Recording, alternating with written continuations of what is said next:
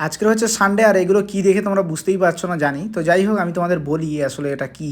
আজকের মাছ বাজারে গেছিলাম সানডেতে, তো সানডের দিন অনেক মাছ বিক্রি হয়, তার জন্য এখানে ডিম পাওয়া যায়, ঠিক আছে।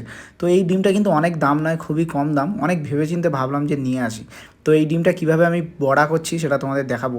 এখানে পেঁয়াজ, তারপরে কাঁচা লঙ্কা, এগুলো দিয়ে সুন্দর করে মেখে নিয়েছিলাম। তারপরে এখানে এই যে তেলের উপরে হালকা করে ভাজছি।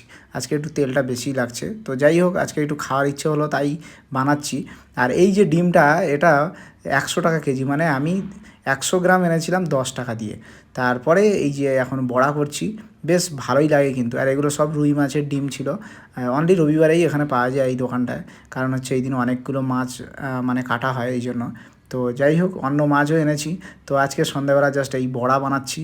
বড়া বেশ সুন্দর লাগে, এখানে আমাদের হোস্টেলে বেশ অনেকেই দেখে করে মানে বলছে এটা কী, অনেকেই জানে না, আবার অনেকে খায়ও নি। তো যাই হোক, যারা মাছ পছন্দ করে, যাদের মাছের গন্ধ নিতে পারে, তাদেরকেই দিয়েছিলাম দুই একটা। তো তারপরে ওরা খেয়ে বললো খুব ভালো। আর রাতে এইটা রান্না করলাম। তো আজকের কেমন লাগলো ভিডিওটা অবশ্যই জানিও।